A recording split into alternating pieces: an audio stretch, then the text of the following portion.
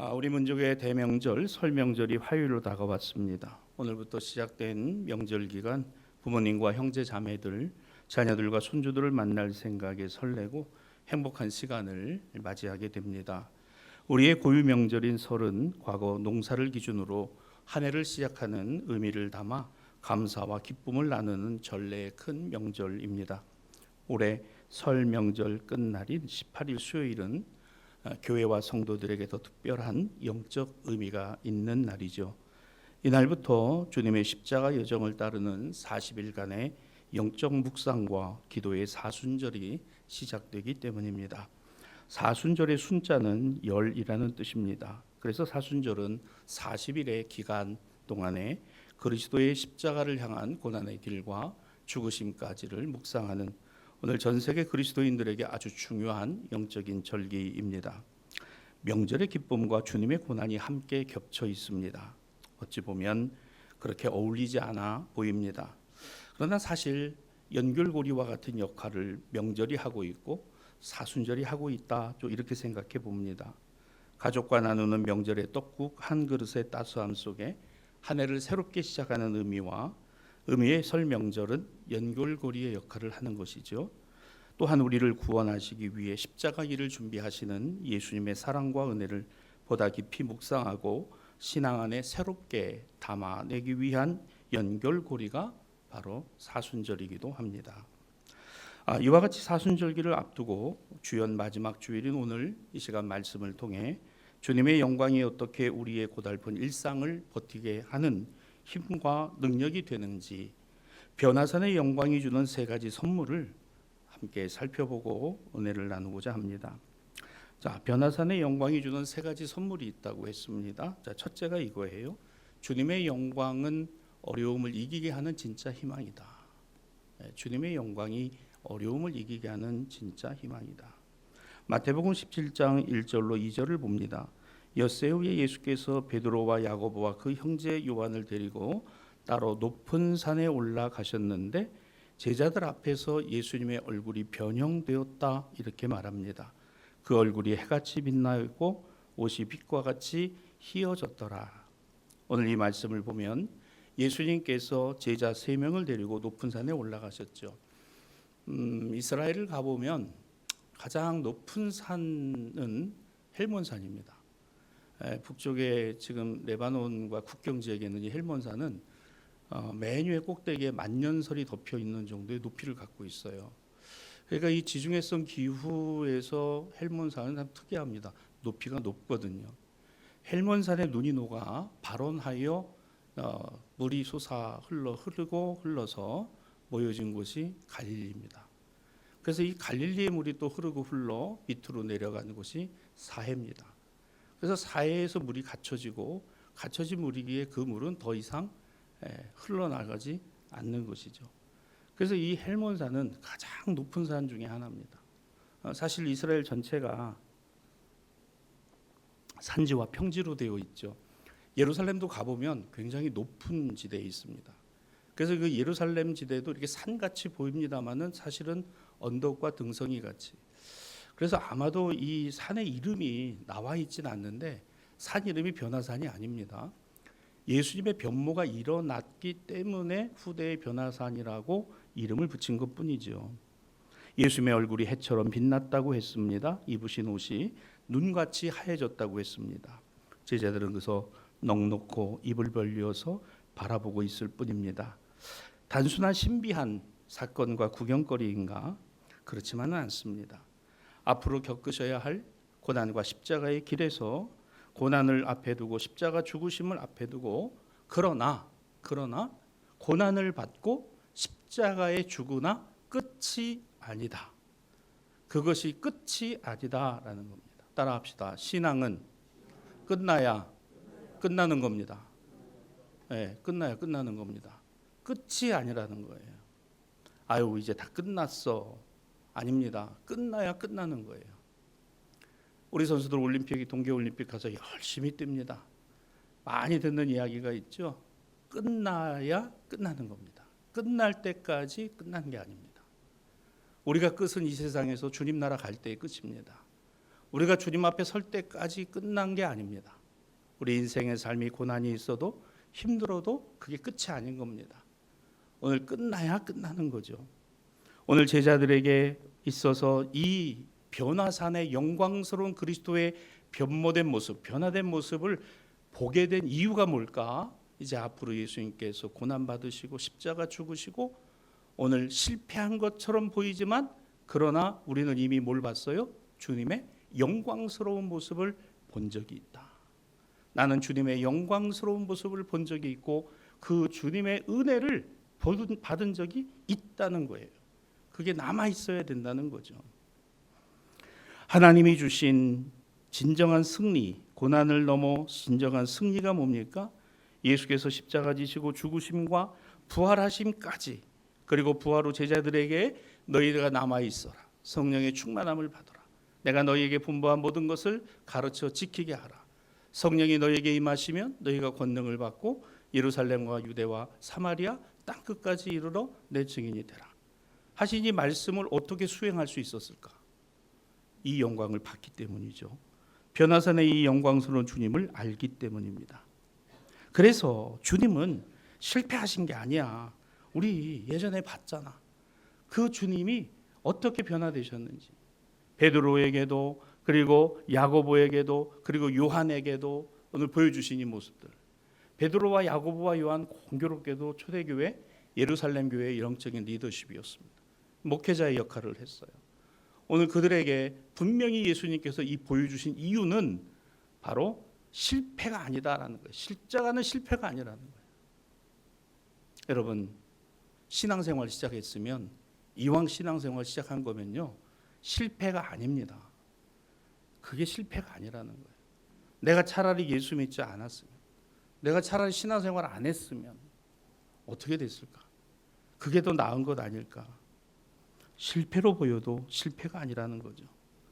예수님은 십자가의 길을 가셔야 되죠. 그 길을 혼자 걸어가야 합니다. 누가 함께 하겠다라고 이야기하고 나는 주님 가는 곳에 가겠다라고 이야기해도요, 사실은 그렇지 않았습니다. 주님의 실패, 이제 다 끝났구나. 제자들도 흔들렸습니다. 그리고 그 주님을 떠났어요. 그런데 그 제자들이 다시 모인 곳이 예루살렘 교회입니다. 그들이 성령 받고 거기서 비로소 주님의 말씀을 기억하고 주님의 영광을 기억했다는 겁니다.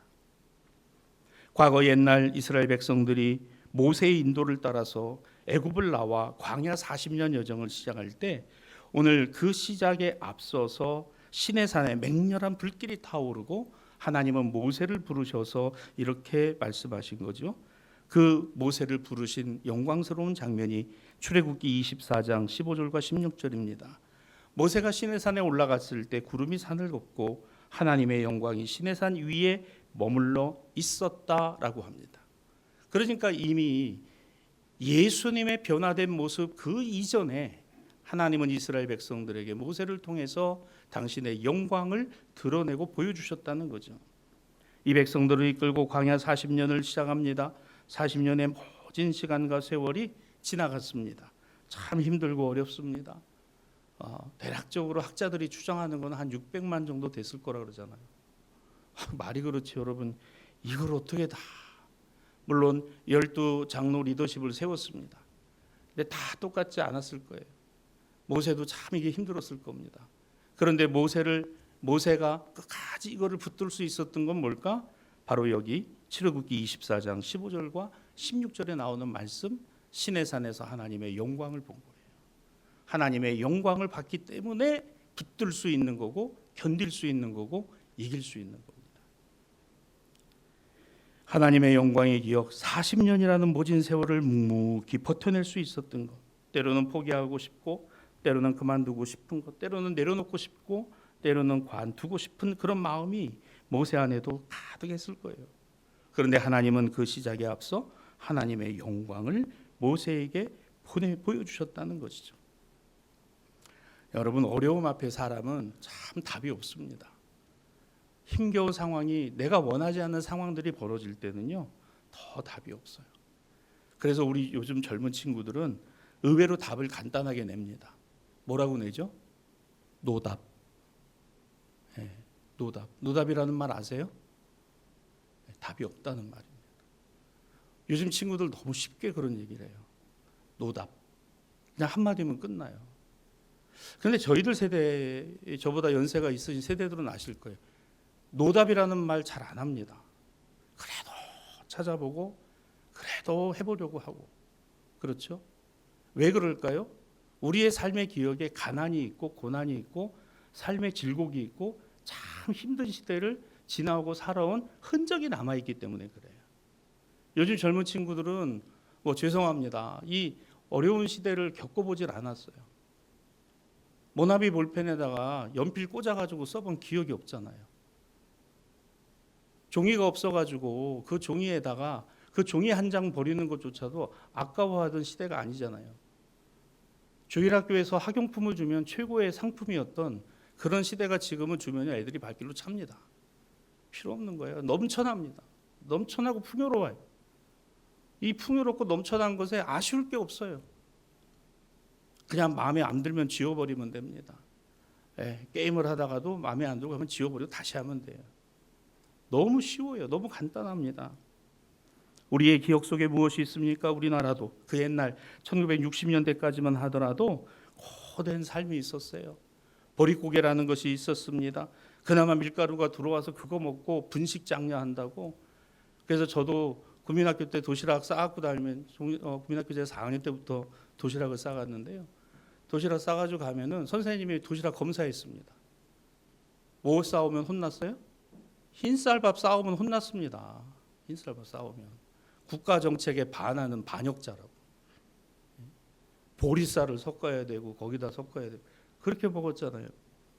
아유, 겨울이면 그 양은 도시락 그 갈탄 난로에다가 그 밑에 다 이렇게 층층이 쌓여가지고 또 참 약한 애들은 또 맨 밑에 타거나 말거나 그냥 그 중간에 또 우리 힘 있는 애들은 또 다 도시락 싸가지고 수업 중간에 또 도시락 탄다고 또 다 끄집어내가지고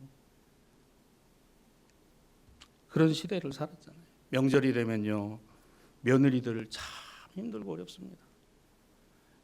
시댁에 가가지고 하루 이틀 전에 가가지고 다 준비해야 되고 그 며느리는 준비하는데 왜 시누이들은 방에서 자지?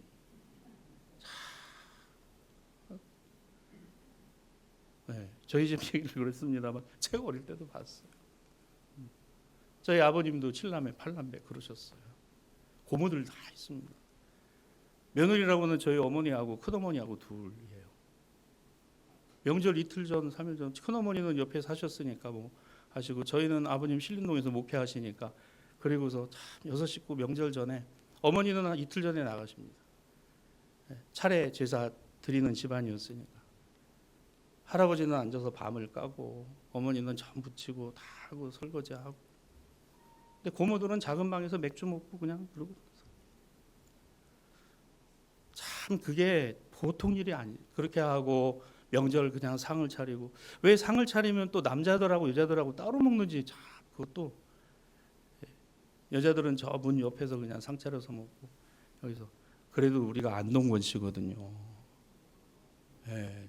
추밀공파 안동권씨 37대입니다. 그 집안이 딱 그게 여자들은 밥도 그냥 상 따로 문 옆에서 차려가지고 아버지가 용기를 내서 할아버지에게 떡국 한 그릇 딱 먹고 아버지 이제 예수 믿으세요. 그러면 그냥 숟가락이 날아다니고 상 엎어지고 그런 그 명절을 보내고 어머니 친정이 그 구이동 밑에서 저쪽 길 건너 그 아차산 쪽으로 외할아버지 댁이 있었어요. 가깝습니다. 아래윗 동네에서 결혼을 하셨으니까요. 친정을 가려면요 눈치를 봐야 되는 거예요. 언제 타이밍에 가야 되나. 그러고 올라가요. 설거지는 집안이 크니까 또 작은 할아버지가 넘어옵니다. 또 누가 옵니다. 또 당숙이 옵니다. 다 상 차려내야 돼. 아마 여기 그런 경험들 다 하셨을 거예요. 그런 일들. 고된 시집살이에 보릿고개에 그래도 그냥 그 하나 자식들 커가는 모습 보면서 위안을 얻고 그 자식들 바라보면서 소망을 갖는 게 우리 부모 세대, 우리 할아버지 할머니 세대들이었습니다. 참 그때 기억이 많이 납니다. 이제 얼마 전에 어머님 돌아가시고 제가 저희 사남매 이제 맞이잖아요. 아버지 어머니 살아계실 때도 그런 얘기를 하시는 거예요. 저희 사남매 앉혀놓고 우리 부모들 다 세상 떠나고 나면 오빠가 친정이다. 오빠가 이제는 가정이다. 그래서 제가 동생들의 친정이 되었습니다. 그리고 이제 설 명절을 맞이하죠. 참 생각이 마음이 아버지 어머니 계셨을 때와 지금이 참 많이 다르다는 것을 느끼게 돼요. 또 한편으로는 저희 아들 둘이 있잖아요. 앞으로 장가를 가겠죠. 그러면 저희 집이 본가가 되겠죠. 세월은 이렇게 흘러 이렇게 가는 거예요. 여러분, 이 삶이 저만의 삶이 아니라 우리의 삶이고 우리의 삶의 모습이고 특별히 대한민국 안에서 살아가는 우리의 삶의 지난한 과거와 모습들이 다 흔적으로 남아 있다는 거예요. 무엇으로 우리는 살아갈까? 무엇으로 우리가 버티고 있나? 무엇으로 우리가 이 시대를 이겨나가고 있는가? 어떤 기억이 있기 때문에, 무엇을 붙들고 있기 때문에. 기차를 타고 쭉 갑니다. 터널이 나타납니다. 터널이 들어가면 어두워집니다. 밖이 보이지 않습니다. 빛이 들어오지 않습니다. 그래도 불안하지 않아요. 왜? 기차는 여전히 가고 있고, 그리고 터널의 시작이 있으니 터널의 끝이 있다는 걸 나는 알기 때문에, 내가 그것을 알기 때문에 불안하지 않아요. 그 끝이 와서 비로소 우리는 빛을 보게 됩니다. 인생의 고난도, 고난의 터널도 들어갈 때가 있으면 나올 때가 있는 거죠. 내 삶이 비록 터널처럼 깜깜해도 주님이 영광의 주인공이시고 나에게 그 영광을 보여주셨다라는 이 믿음으로 다시 일어서는 겁니다. 그리고 그 주님에게서 뭘 보는 거예요? 빛을 보는 겁니다. 주님이 빛이시다. 나는 생명의 빛이다. 나는 구원의 빛이다. 나는 세상의 빛이다. 너희는 세상의 빛과 소금이다.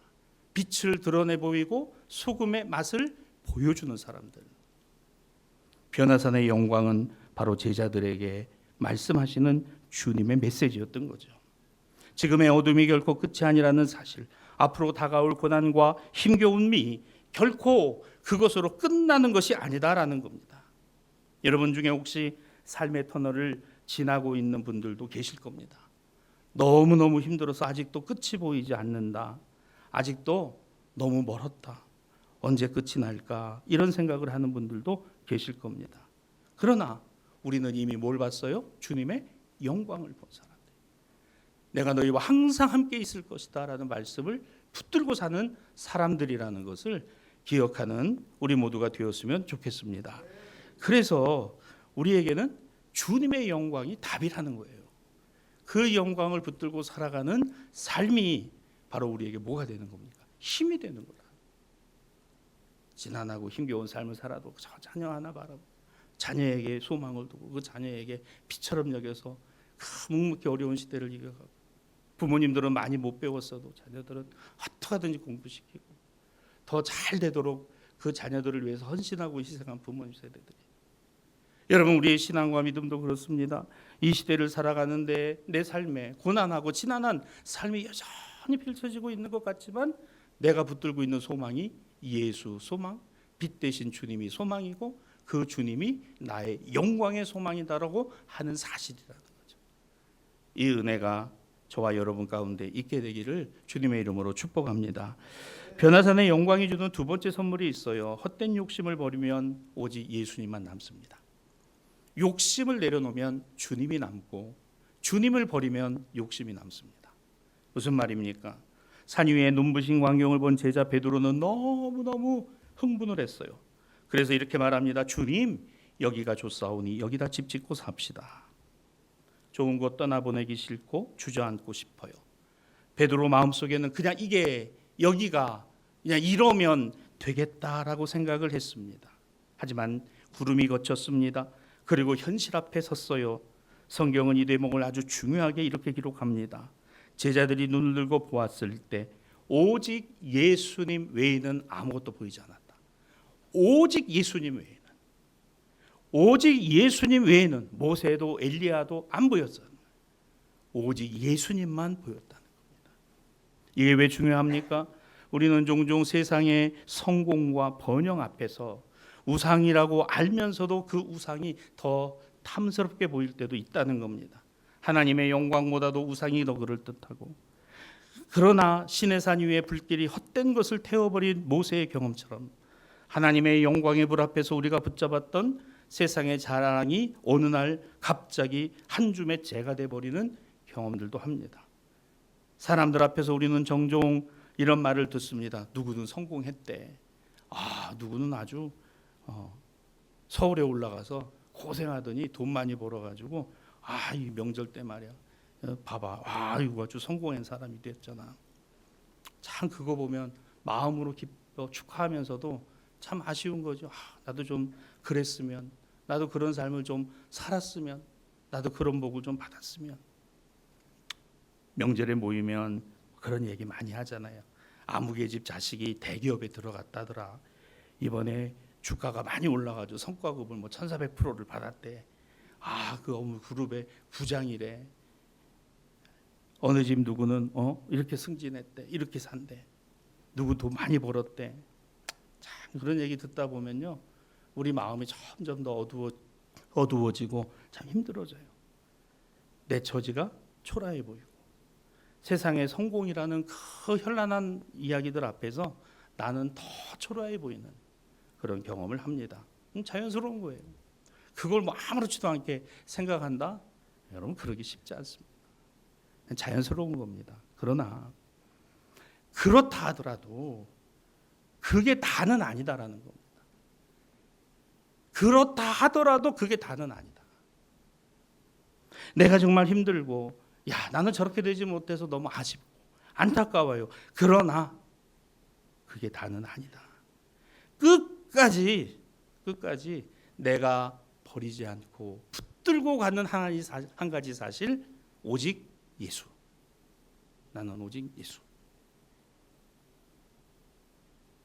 그 한 가지를 붙들고 있다면 그게 신앙이에요. 그게 믿음이더라고요. 예수 믿어서 잘 되고, 예수 믿어서 성공하고, 예수 믿어 부자 되고, 예수 믿어 출세하고, 예수 믿어 승진하고 아니어도 돼요. 물론 그러면 더 좋겠죠. 그러나 그게 다는 아니라는 거예요. 승진도 사라지고, 부유함도 사라지고, 세상의 출세도 사라지고, 세상에서 사람들에게 인정받는 것도 다 사라진다 할지라도 한 가지 남는 게 있어요. 오직 예수. 오직 예수. 그러면 그가 바로 신앙의 성공자입니다. 그가 바로 신앙과 믿음의 성공자인 거예요. 그런데 여기다가 뭐가 딱 계속 붙이면 그 붙인 것에 내 마음을 빼앗기고 내 마음에 스크래치하고, 그것 때문에 내 마음이 갈피를 잡을 수가 없어요. 진정한 그리스도인은 세상의 자랑이 아니라 내 안에 계신 예수 그리스도만이 자랑이 됩니다. 내가 주님을 놓치지 않고 있는 것이 나의 자랑이다. 세상 자랑의 마음을 빼앗기지 않는 것. 세상 영광 다 사라져도 내 곁에 주님 계시니 나는 든든합니다. 오늘 이와 같은 고백이 있어졌으면 좋겠습니다. 주님, 너무 세상으로 비교해 보면 참 아무것도 아니고 너무 초라하고 너무 아닌데, 근데 내게는 주님이 계시고 나는 주님을 붙들고 있으니 나는 주님이면 되겠습니다. 이 마음 저에게 주시고 이 주님 붙들고 살아가게 하시니 오늘 이것이 저에게 복입니다. 이와 같은 은혜를 주시기를 원합니다. 라는 이 마음이, 이게 신앙의 마음이고 믿음의 마음이고 하나님 주시는 마음이고 성령이 주시는 마음이라는 거예요. 그랬어? 잘 됐네. 승진했고 잘 됐다. 축하해. 조금 마음 한구석에 아쉬움이, 조금 서운함이 내 마음에 있을 때, 주님, 외양간에 송아지가 없어도 포도나무의 열매가 달리지 않았어. 나는 주님으로 즐거워하고 나는 주님으로 기뻐하리이다. 나는 주님으로 만족하리이다. 오늘 이것이 바로 다시 일어날 힘이라는 거예요. 어떤 사람? 주님의 영광을 본 사람이에요. 주님의 영광을 본 사람, 다시 일어날 힘을 얻는다는 겁니다. 변화산의 영광이 주는 세 번째 선물이 있습니다. 예수님의 흔적이에요. 그 예수님의 흔적이 일상의 샛별처럼 빛나는 겁니다. 예수님의 제자 베드로, 그는 사도가 되어 예루살렘 교회의 리더십으로 그리고 훗날 노년에 서신을 써서 남겼습니다. 이게 바로 베드로 전후서지요. 그날의 영광을 회상하며 이렇게 권면합니다. 베드로후서 1장 19절입니다. 우리에게는 더 확실한 예언이 있어 어두운 데를 비추는 등불과 같으니 날이 새어 샛별이 너희 마음에 떠오르기까지, 날이 새어 샛별이 너희 마음에 떠오르기까지,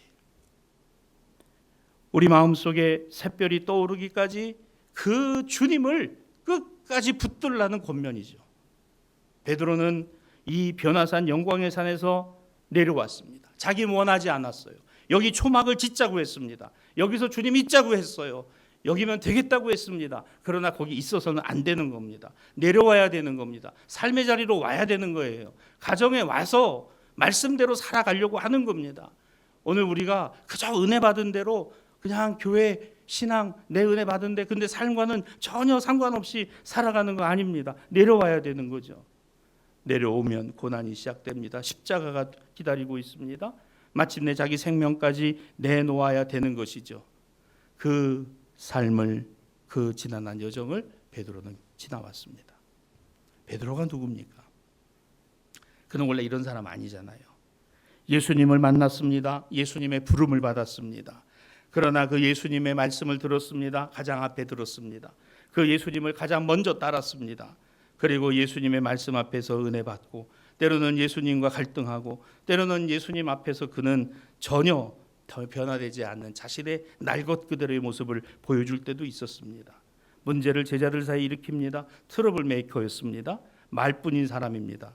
끝내는 예수님을 자신의 말대로 한 게 아니라 배신하고 말았죠. 후회가 밀려왔습니다. 회개가 찾아왔습니다. 그리고 그는 다시 기회를 얻었어요. 바로 고난의 주님, 십자가의 주님에서 부활의 주님이 그 안에 뭐와 같이 샛별처럼 떠올랐다는 거예요. 샛별처럼 떠올랐다는 겁니다. 끝까지 남아 마지막까지 예수의 증인, 예수 복음의 전도자가 된 것은 오늘 그의 삶에 떠오른 부활하신 예수 그리스도였다는 겁니다. 그 주님이셨다는 거죠. 베드로 서신은 그의 인생 말년의 기록입니다. 우리 마음속에 샛별이 떠오르기까지 주님을 붙드십시오. 말씀의 등불을 붙드십시오. 그 말씀을 붙들고 주님을 보시기를 바랍니다. 여러분, 샛별은 다른 말로 금성이라고도 하죠. 새벽녘 가장 어두울 때 가장 밝게 빛나는 별입니다. 우리 인생이 가장 춥고 어두울 때 주님은 우리 마음속에 샛별로 찾아오십니다. 산 위에만 있는 영광이 아닙니다. 산 위의 영광은 우리의 삶의 자리로 이어지는 영광이어야 되고, 오늘 그 삶에서 주신 하나님의 영광은 나의 삶의 주변으로 영향력을 갖는 영광이어야 된다는 것입니다. 시골에 가면 예전에는 그 아궁이에 불을 떼고 했었잖아요. 여기도 아마 그랬겠죠. 아궁이. 근데 그 아궁이에 불을 넣을 때 이 뭘 잘해야 돼요? 이 화력 조절을 잘 해야 됩니다. 그래서 그 화력 조절을 할 때 사실은 그 불타는 나무에게서만 열이 나는 게 아니라 어디서 나죠? 숯에서 납니다. 숯. 그래서 이 숯을 가지고 조절을 해야 이 화력 조절이 돼요. 여러분, 이 숯에다가 놓으면요, 이 숯은요 이렇게 봐서는 그렇게 화력이 없는 것 같지만 이 숯은 참 지속력이 있습니다. 그래서 고기를 구울 때, 이 숯불에 구울 때요, 불이 올라올 때 고기 굽는 사람은 까맣게 탄 거 먹는 거예요. 근데 불이 안 올라오고 은은하게 숯불이 있을 때 그 위에다 고기를 얹으면요 아주 잘 익습니다. 여러분, 이 숯불이 뭐예요? 그건요 언뜻 보면은 확 타오르고 있지는 않아요. 그러나 그 안에, 그 까만 나무 안에 뭐가 있어요? 불이 있는 겁니다. 불이 있는 거예요. 그게 숯입니다. 까맣게, 아유 이거 별거 아닌 것 같아. 근데 그 안에 뭐가 있어요? 성령의 불이 있고, 그 안에 주님 은혜의 불이 있고, 빛 대신 예수 그리스도가 있어요. 어느 순간 그것이 확 타오르. 예수 믿는 사람의 삶이 이와 같습니다. 누군가 나의 마음에 스크래치 나는 말을 할 때도 있어요. 누군가 참 나를 힘들게 하고 어려울 때도 있습니다. 명절에 모였을 때 이런저런 듣는 말들이 참 너무 속상하고 그럴 때도 있어요. 꾹 참고 그냥 한번 웃어주고 내 마음에 담아두지 않는 것. 왜? 내 마음을 훈훈하게 데펴주고 있는, 내 마음을 따스하게 감싸고 있는 그 새까만 숯 안에 그리스도의 불, 예수의 불, 성령의 불이 내 안에 있으니까. 그러니까 견뎌낼 수 있는 것입니다. 우리가 산에서 내려와 가족을 만나고 떡국을 끓이고 손주들을 도닥여주고 가정 안에서 일상 속에서 바로 이와 같은 주님의 은혜와 사랑의 빛을 은은하게 연결하고 피워낼 수 있는 이와 같은 믿음의 가정들이 되었으면 좋겠습니다. 내가 조금 손해보고 내가 조금 더 수고할 때 내 마음에 샛별이신 예수 와 계신 거잖아요. 그래, 그렇게 해라. 그저 나는 내 안에 주님이 계시니 참고 견디고 이해하고 때로는 적응하고. 말씀을 정리합니다. 오늘 우리 변화산을 봤는데요. 변화산의 영광이라는 것이 어떤 것이냐? 저는 여러분에게 그걸 말하고 있는 게 아닙니다. 그 영광이 어떤 영광이냐? 그것도 아니에요. 거기 예수 계시다는 사실 하나입니다. 그 산에 예수님 계시다는 사실 하나예요. 여러분의 심령 안에 예수 계시고 여러분의 삶에 주님 계시고 여러분의 가정에 주님 계시면 됩니다.